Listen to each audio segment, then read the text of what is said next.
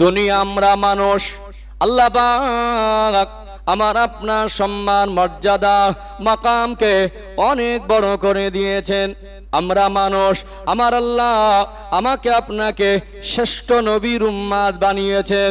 আমাকে আপনাকে আল্লাহ পাক ঈমানদারদের অন্তর্ভুক্ত করেছেন। মুসলমান তিনি যিনি হলেন আত্মসমর্পণকারী। অনেক মানুষ মুসলমান হিসাবে 30-40 বছর 50 বছর জীবন যাপন করছে, কিন্তু মুসলমান কাকে বলে জানে না। মুসলমান তো তিনি যিনি হলেন আত্মসমর্পণকারী। কলেমা পড়ে নিয়েছি, লা ইলাহা ইল্লাল্লাহু মুহাম্মাদুর রাসূলুল্লাহ। সকলে বলুন সাল্লাল্লাহু আলাইহি ওয়াসাল্লাম। লা ইলাহা ইল্লাল্লাহ, আল্লাহ পাক ছাড়া কোনো উপাস্য নাই। তামাম কুল কায়নাতের স্রষ্টা আমার সৃষ্টিকর্তাকে রব হিসাবে মেনে নিয়েছি। এর অর্থ হলো আল্লাহর কাছে আত্মসমর্পণ করে দিয়েছি। মুহাম্মাদুর রাসূলুল্লাহ সাল্লাল্লাহু আলাইহি ওয়াসাল্লাম, এর অর্থ হলো রাসূলুল্লাহকে মেনেছি, মানে আমার রাসূলুল্লাহর কাছে আত্মসমর্পণ করে দিয়েছি। আমি আমার ব্যক্তিগত মতে আর চলতে পারবো না, যা ইচ্ছা তাই করতে পারবো না।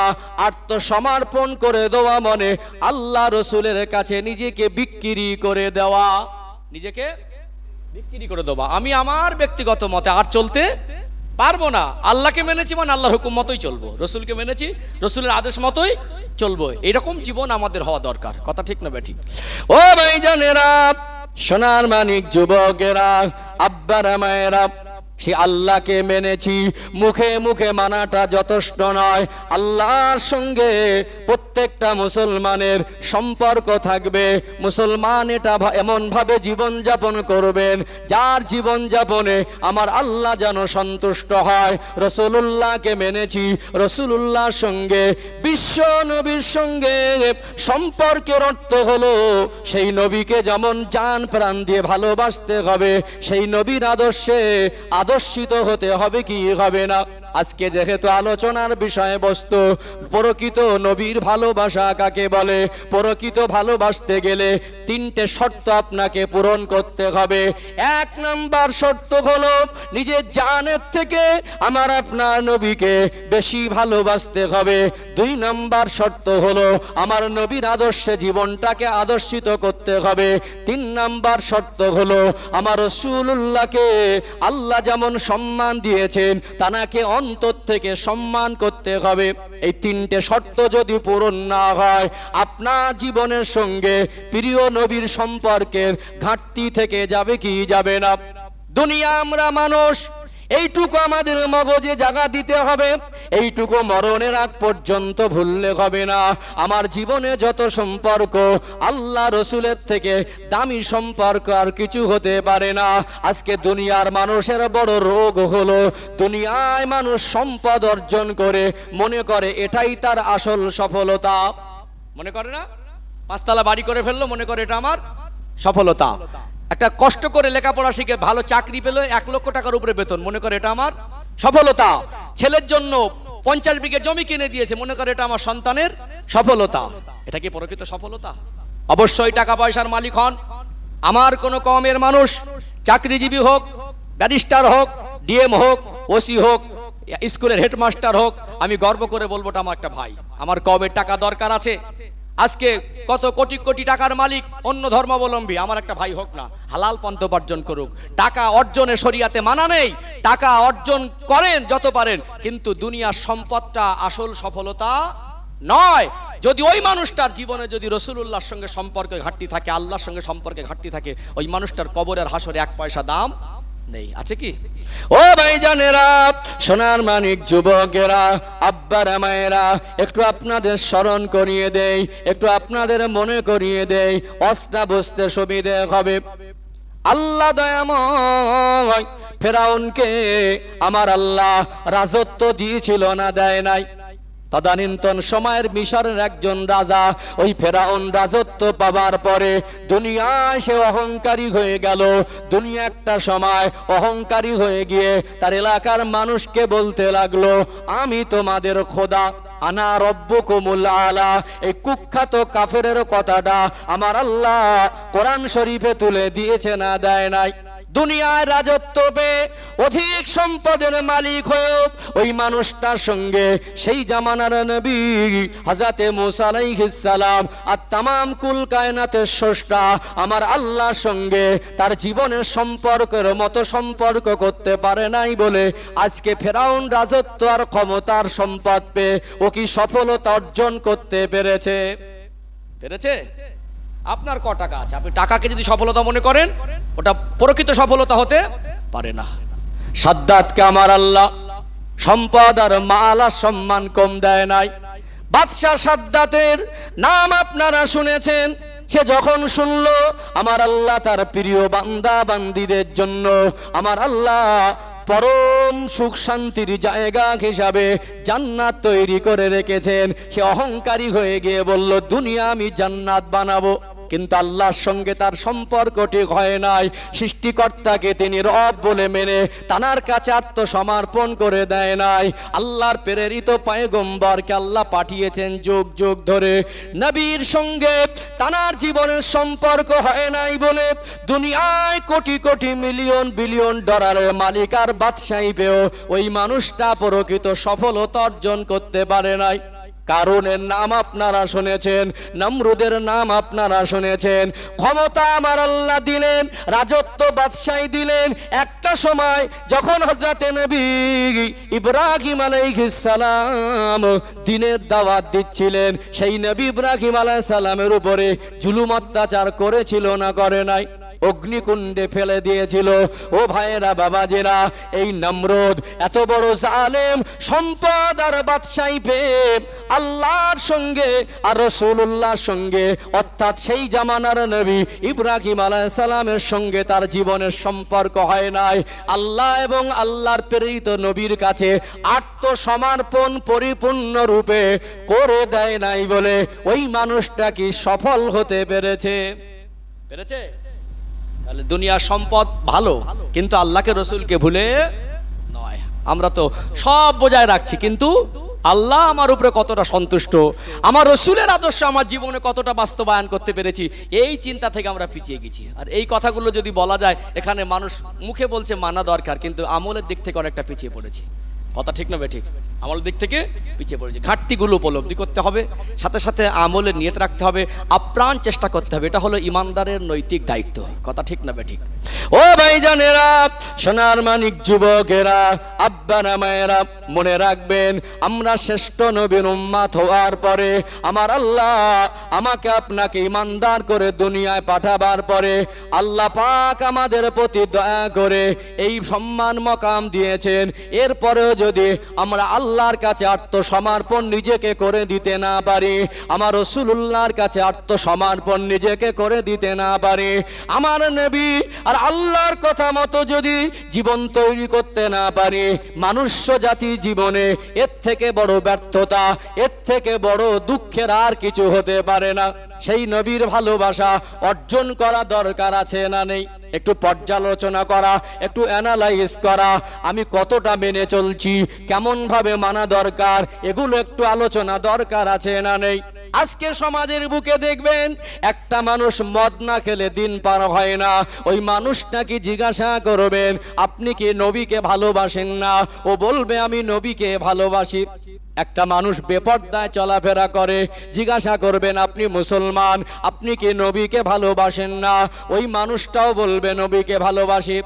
সপ্তাহে সপ্তাহ জীবন থেকে অতিবাহিত হয়ে যায়, ওই মানুষটা এক ওয়াক্ত নামাজ পড়ে না, জুমার দিনেও মসজিদে আসে না। ওকেও জিজ্ঞাসা করবেন, ভাই আপনি কি নবীকে ভালোবাসেন না? ও বলবে নবীকে ভালোবাসি।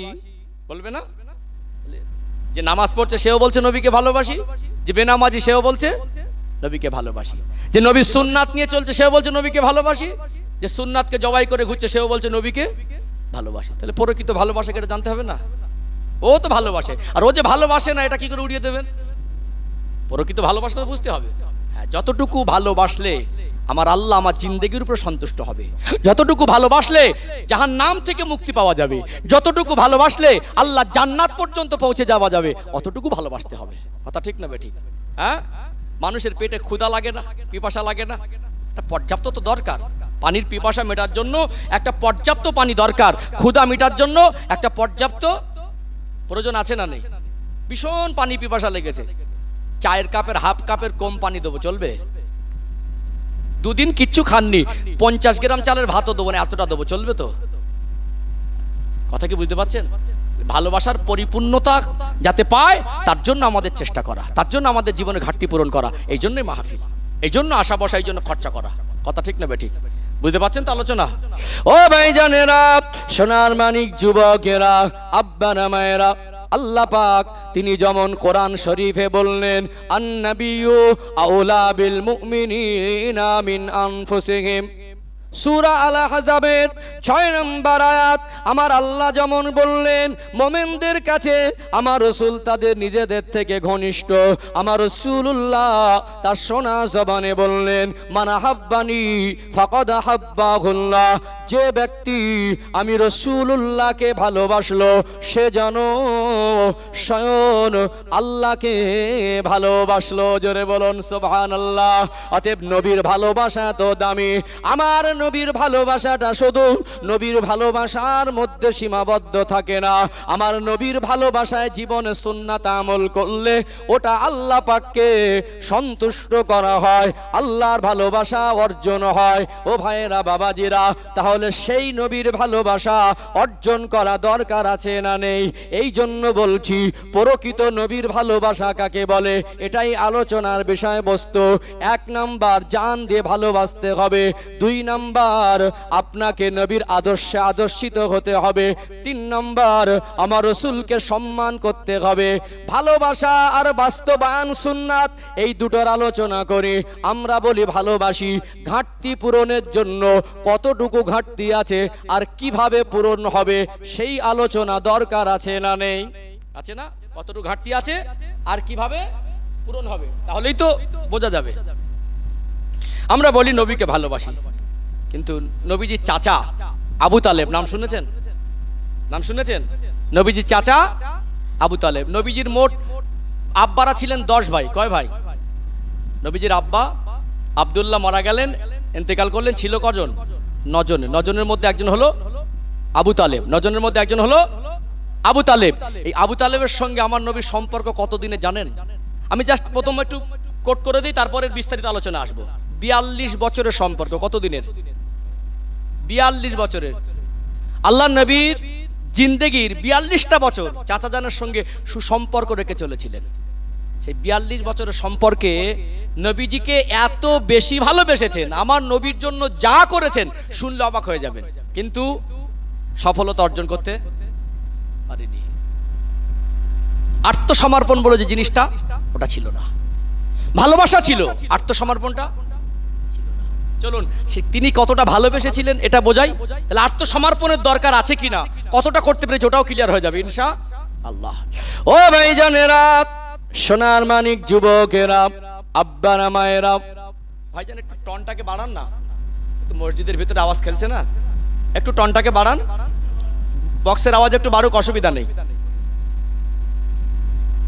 বক্সের আওয়াজ একটু বাড়ুক, আর একটু দেন টনটাকে, শুধু টনটাই বাড়ান, বেশ দেওয়া দরকার নেই। ও ভাইজানেরা, সোনার মানিক যুবকেরা, আব্বারা মায়েরা, আল্লাহ নবী আমার আল্লাহ এই রবিউল আউয়াল মাসের 12 তারিখে সুবে সাদেকের সময় 570 খ্রিস্টাব্দে সোমবারের দিনে তামাম বিশ্ববাসীর জন্য রহমত স্বরূপ করে, রহমাতাল লিল আলামিন করে আমার আল্লাহ প্রেরণ করেছিলেন। জোরে বলুন সুবহানাল্লাহ। আমার নবীর তাকদীর, আমার নবীর নসিব, কপালটা এমন, আমার আল্লাহ আমার হাবিবকে দুনিয়ায় পাঠালেন এতিম করে, আব্বা হারা করে। আব্বা কেমন হয়? আব্বা আব্বা বলে কলিজা ভরে ডাকবেন, আব্বা আব্বা বলে আব্বার কোলে বসবেন। এই তৃপ্তিটা আমার নবী জীবনে পায় নাই। আব্বার চেহারা কেমন হয় দেখেন নাই? দুনিয়া আসার আগে মায়ের গর্ভে থাকা অবস্থায় তিনি আব্বা জানকে হারিয়ে ফেললেন। দুনিয়া জমিনে আসলেন আমার নবী মাত্র 2 সপ্তাহের মতো। আম্মাজান আমেনার কাছে ছিলেন।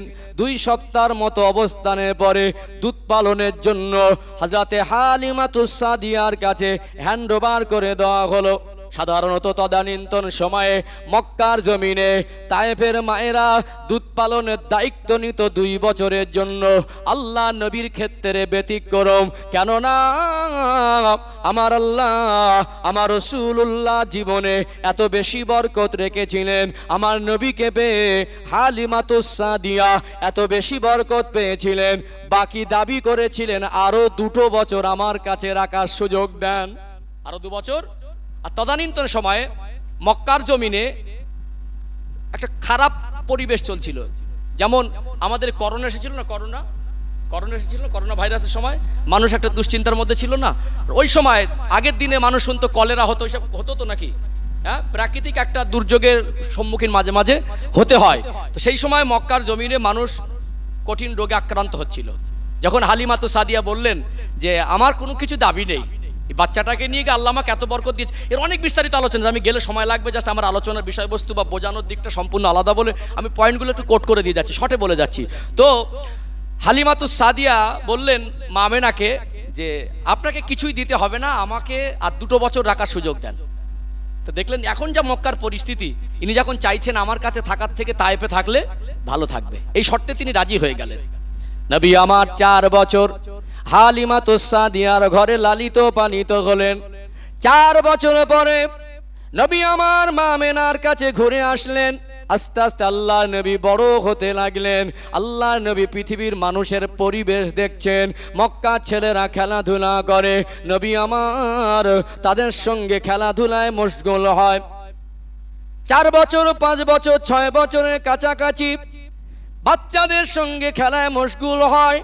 সূর্যাস্তমিতর পূর্ব মুহূর্ত, এমন সময় কিছু মানুষ যায় আর ছোট ছোট বাচ্চাগুলা ছুটে ছুটে এসে আব্বা আব্বা বলে গলাটা জড়িয়ে ধরে। ওই মানুষগুলো বাচ্চাদের গায়ে ধুলা ঝেড়ে দেয়, ঠোঁটে মুখে চুমা খায়, কোলে উঠিয়ে নিয়ে বাড়ি যায়। আল্লাহ নবীর ভিতরে একটা হালাত তৈরি হলো, আব্বা বলে তো কেউ হয়, আব্বা বলে তো কেউ থাকে, তাহলে আমার আব্বা জান কোথায়, আমাকে কেন কোনো দিন নিতে আসে না। চোখ দুটা ছলছল করে, চেহারা মোবারকটা মলিন হয়ে যায়। বাড়ি এসে মায়ের গলা জড়িয়ে ধরলেন, ও আম্মা জান, দুনিয়া জমিনে আমার কি আব্বা বলে কেউ নাই, আমাকে কেন কেউ নিতে যায় না, আমাকে কেন কেউ কোলে উঠিয়ে নেয় না, আমি কাকে আব্বা বলে ডাকবো। তার মায়ার নবীর 6 বছরের মতো বয়স, নবী আমার যখন আব্বাকে দেখার জন্য মা আমেনার কাছে আবদার করতেন, মা আমেনা বলতেন আমার স্বামীর সেই স্মৃতিগুলো মনে উঠত, কি ভাষায় বোঝাবো আমার সোনার মানিককে, কিভাবে বোঝাবো। চোখ থেকে টপ টপ করে পানি ঝরতো, নবী আমার চোখের পানি মুছে দিতেন। ও মা আমেনা, আপনি কাঁদছেন কেন, আমার আব্বার কাছে কি নিয়ে যাবেন না? হযরতে আমেনা বলতেন, ও বাবা মুহাম্মদ, বলুন সাল্লাল্লাহু আলাইহি ওয়াসাল্লাম, আমি কথা দিলাম একদিন তোমার আব্বার কাছে নিয়ে যাব। বিবাহের পর থেকে 6 বছর হয়ে গেল, বাচ্চা মায়ের গর্ভে ছিলেন প্রায় দীর্ঘদিন ধরে, যে সময়টা মায়ের গর্ভে থাকে প্রায় 7 বছর মতো হয়ে গেল। বিবাহের পর থেকে বাবার বাড়ি যাওয়ার সুযোগ হয় নাই। মনে মনে করতেন, এখন যেহেতু আল্লাহ নবীর দাদু আব্দুল মুত্তালিব হযরতে আমেনার শ্বশুর, তিনাকে পিতার মতো সম্মান করতেন, আর নবীজির আব্বার ওফাতের পরে মেয়ের মতো করে বৌমাকে দায়িত্ব নিয়েছিলেন আব্দুল মুত্তালিব। শ্বশুরের কাছে চলে গেলেন, আব্বাজান একটু যদি অনুমতি দিতেন আমি আমার বাবার বাড়িতে একটু যেতাম। 6 বছর প্লাস হয়ে গেল, বাপের বাড়িতে গেলাম না। বারবার আব্বাকে দেখবে বলে বিরক্তি করে, ওর আব্বার কবরটা একটু জিয়ারত করিয়ে আনতাম। সঙ্গে করে নিলেন দাসী উম্মে আয়মানকে, শ্বশুরের অনুমতি নিয়ে চলে গেলেন মদিনা শরীফে বাপের বাড়ি। 400 কিলোমিটারের মতো রাস্তা। ও ভাইয়েরা, বাবাজিরা, ওখানে গিয়ে 1 মাস মতো অবস্থান করেছিলেন। মা আমেনার কপাল তেমন ছিল, বাপের বাড়ি গেলেন 6 বছর পরে, গিয়ে শুনলেন আব্বা মারা গেছে। একটা মেয়ের স্বামী চলে গেল, বাপের বাড়ি গিয়ে যদি শোনে আব্বাও নেই, দুঃখ কষ্ট হবে কি হবে না? অঝর নয়নে কাঁদতেন, মনে হতো দুনিয়ায় যারা আমার একটা সাহারা, সব যেন আমার পাশ থেকে এক এক করে চলে যাচ্ছে। শ্বশুরের কাছে কথা দিয়ে এসেছিলেন, আমি মদিনা থেকে সময় মতো ফিরে আপনার পোতাকে নিয়ে আমি চলে আসব। আসার পথে আবওয়া নামক জায়গায় উম্মে আয়মানকে সঙ্গে নিয়ে, আমার নবীকে সঙ্গে নিয়ে স্বামীর কবরের অনুসন্ধান করতে লাগলেন। আল্লাহ নবীর আব্বাজান আব্দুল্লাহ হুজুরের কবরের কাছে দাঁড়িয়ে গেলেন। আল্লাহ নবীকে বলতে লাগলেন, ও আমার সোনার মানিক, দুনিয়ায় তোমার আব্বা নাই, এটাই তোমার আব্বার কবর। বারবার তুমি আমায় জিজ্ঞাসা করো আব্বা কোথায়, তোমার আব্বা তো দুনিয়ায় বেঁচে নাই, এটাই তোমার আব্বার কবর। আল্লাহ নবীর বয়স তখন 6 বছরের মতো। কবরের ধারে দাঁড়িয়ে দাঁড়িয়ে দাঁড়িয়ে দাঁড়িয়ে অঝর নয়নে কাঁদতে লাগলেন। মা আমেনার চোখ ভরা পানি, দাসী উম্মে আয়মান কাঁদে, মা আমেনা কাঁদে। আল্লাহর নবী চিৎকার মেরে মেরে আব্বা আব্বা বলে ডাকে। দার নবী, মায়ার নবীর মাত্র 6 বছর বয়স। আল্লাহ নবীর কান্নায় মনে হয় যেন মরুভূমির আকাশ বাতাস পাহাড়টাও স্তব্ধ হয়ে যায়। বলুন তো, মরা মানুষের কবরের ধারে দাঁড়িয়ে ডাকলে কি আর কোনো সাড়া পাওয়া যায়? আব্বার কবরের ধারে বসে বলল, আব্বা আমি আপনার সন্তান এসেছি আব্বা, একবার ডাকে সাড়া দেন আব্বা। আমার নবীর তকদির কপালটা এমন, এমন সময় নবী আমার আব্বা জানে কবর ধরে কাঁদছেন। মা আমেনার বুকের যন্ত্রণা শুরু হয়ে গেল। উম্মে আয়মানকে ডাক দিলেন, ও উম্মে আয়মান, আমার বুকে যন্ত্রণা হচ্ছে। বললেন, একটু আমায় পানি দেন। পানি পান করার পরে উম্মে আয়মানের গলাটা জড়িয়ে ধরে বলেছিলেন, উম্মে আয়মান, এমন যন্ত্রণা আমি কোনোদিন উপলব্ধি করিনি, এত কষ্ট আমার জীবনে কোনোদিন হয় না। মনে হয় আমি বাঁচব না। আমি যদি মারা যাই, আমার সোনার মানিক কলিজার টুকরা মুহাম্মাদুর রাসূলুল্লাহ সাল্লাল্লাহু আলাইহি ওয়াসাল্লাম কে তার দাদুর কাছে পৌঁছে দিও। এমত অবস্থা আল্লাহ নবীজির মাকে ডেকে নিলেন। ইন্না লিল্লাহি ওয়া ইন্না ইলাইহি রাজিউন। আল্লাহ নবী আব্বার কবর ছেড়ে দিয়ে কাঁদতে কাঁদতে মায়ের গলা জড়িয়ে ধরলেন। 6 বছরের বাচ্চা, মা যেখানে মরুভূমিতে ঢলে পড়েছেন, মার কোনো কথা বলেন না, মায়ের গলা জড়িয়ে ধরে কাঁদছেন। মা রাগ করেছেন নাকি? কেন ডাকে সাড়া দেন না মা? আব্বার কাছে আসার জন্য আর বিরক্তি করব না। উম্মে আয়মান বুঝতে পেরেছেন আমার শরীরটা যে অবস্থা, মনে হয় তিনি মারা গেছেন। নাকের কাছে হাত দিয়ে দেখতে লাগলেন, শ্বাস প্রশ্বাসটা বন্ধ। অনেক চেষ্টা করেও কোনো রকম কিছু হলো না। তিনি বুঝতে পেরে গেলেন তিনি ইন্তেকাল করেছেন। স্বামীর কবরের পাশে উম্মে আয়মান কষ্ট করে হযরত আমেনাকে দাফন করে আল্লাহর নবীকে সঙ্গে নিয়ে নবীজির দাদু আব্দুল মুত্তালিবের কাছে পৌঁছে দিয়েছিলেন। আল্লাহ নবীর ওই দুঃখের দিনের স্মৃতিটা সাহাবাদের কাছে যখন বলতেন, নবী আমার অঝর নয়নে কাঁদতেন। নবী আমার মক্কা থেকে মদিনার, মদিনা থেকে মক্কায় যাওয়ার সময় আব্বার কবরে ধারে যেতেন আর মায়ের কবরের ধারে যেতেন, ডুকরে ডুকরে কাঁদতেন। আল্লাহর নবীর নূরের চক্ষু মোবারক থেকে পানি গড়িয়ে গড়িয়ে দাড়ি মোবারক ভিজে তর হয়ে যেত। সাহাবারা বলতেন, ইয়া রাসূলুল্লাহ, ইয়া হাবিবাল্লাহ, আপনি এত কান্না কাঁদেন? আল্লাহ নবী বলতেন, ও বাবা সাহাবীরা, তোমরা আমায় কাঁদতে দাও।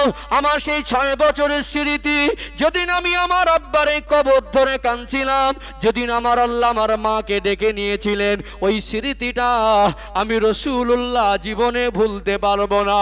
আমার নবীর কপাল কেমন! মাত্র 6 বছর বয়স, তার মনে 2 বছর মায়ের আদর পেলেন। 4 বছর তো ছিলেন হালিমার কাছে। 6 বছরে চলে গেলেন মা, মায়ের গর্ভে থাকা অবস্থায় চলে গেলেন আব্বা। এতিম বাচ্চা, অসহায় পোতার দায়িত্বটা আল্লাহ নবীর দাদু আব্দুল মুত্তালিব নিজে ঘাড়ে উঠিয়ে নিয়েছিলেন। তবুও তো দাদু একটা সাহারা, কিন্তু নবীজির দাদুর আদরটাও বেশি দিন নসিবে হয়নি, সেটাও মাত্র 2 বছর। বেশি দিন তার বার্ধক্যজনিত কারণে তিনি অসুস্থ বোধ করতে লাগলেন। নবীজির বয়স তখন 8 বছর। 9টা ছেলেকে ডাকলেন যে তোমরা আমার ছেলে। একটার নাম হচ্ছে আবু লাহাব, কোরআন শরীফে যার নামে আল্লাহ লানত দিয়ে সূরা লাহাব নাজিল করেছেন।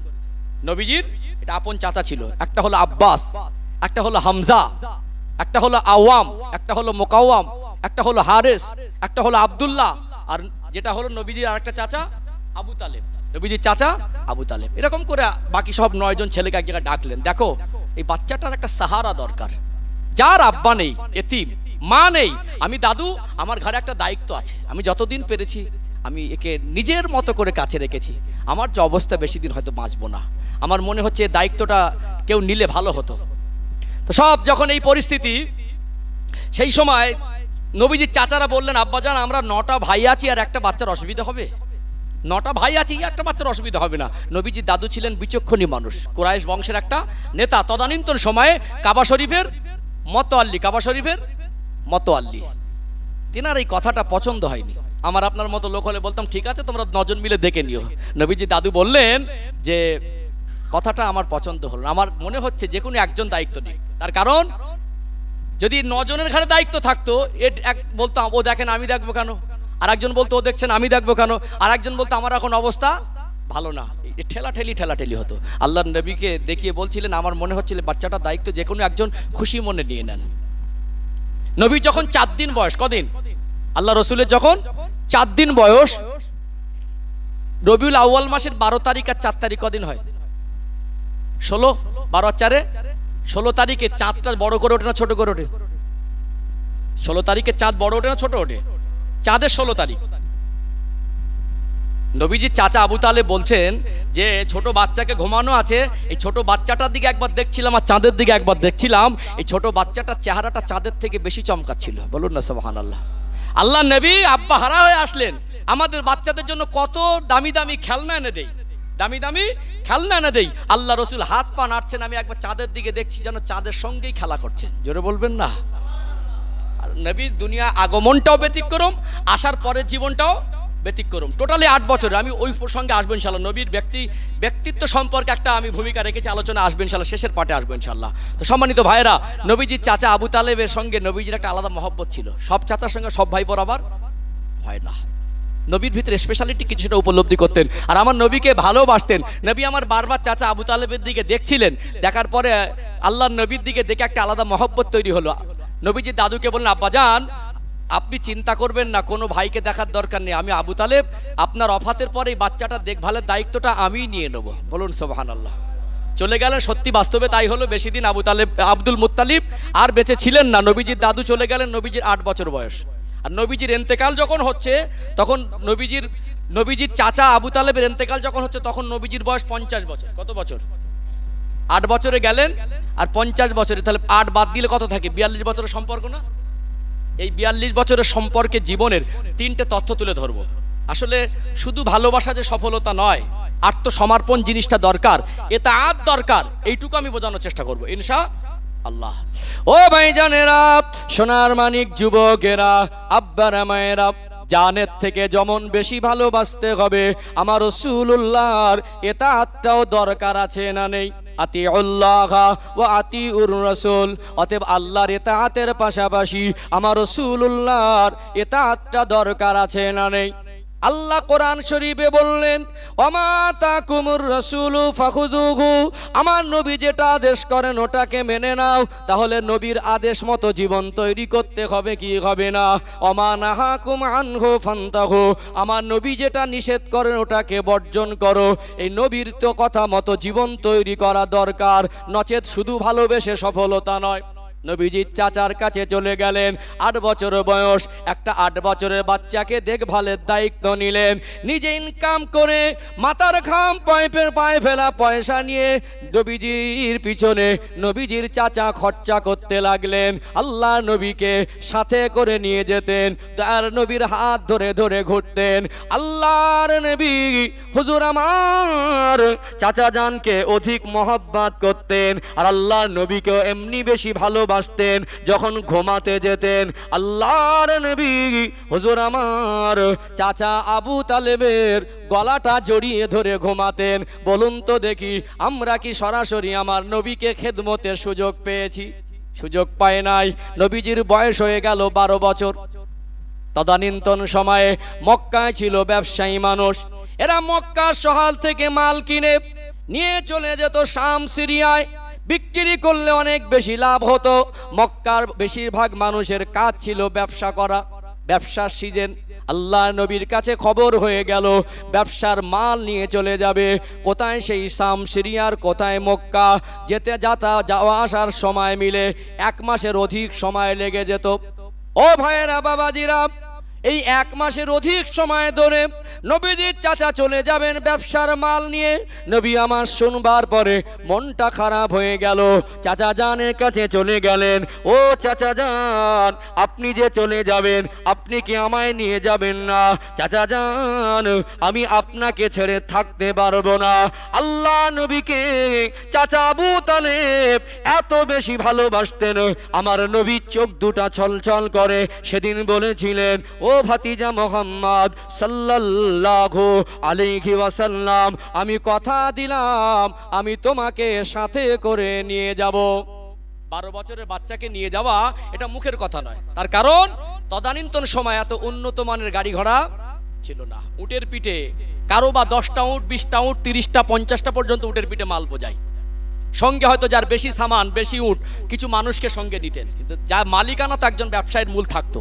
তাহলে এই মাল সামলাবো না বাচ্চা সামলাবো না, উট সামলাবো। আর কোথায় রাত হয়, কোথায় দিন হয়, কোথায় দুপুর হয়, এর কোনো ঠিকানা নেই। যারা হজপাকে গেছেন তারা পজিশনটা ভালো বুঝতে পারবেন। সবকিছু ভাষায় বলে আর স্পটে দেখে দুটোর মধ্যে অভিজ্ঞতা আলাদা না। মক্কা মদিনার যা পরিবেশ, যে ভূমির পরিবেশ, মরুভূমি আর পাহাড়, শত শত মাইল মরুভূমি আর পাহাড়। ওই যে মরুভূমিতে উত্তপ্ত গরম হাওয়া, লৌহ হাওয়া যেটা বলে, ওর সঙ্গে বালি মিশে যেত। বালি মিশ্রিত লৌহ হাওয়া যখন আসতো, ওটাকে সামাল দেওয়া এটা খুব কঠিন হয়ে যেত। ওটাকে সামাল দেওয়া, ফাঁকা ময়দান, না কোনো গাছ আছে, না কোনো ঘর বাড়ি আছে, এইবারে যদি শুধু এরকম বালিযুক্ত ধুলো হাওয়া উড়ে আসে, এটা বাচ্চার জন্য অনেকটা কষ্ট না?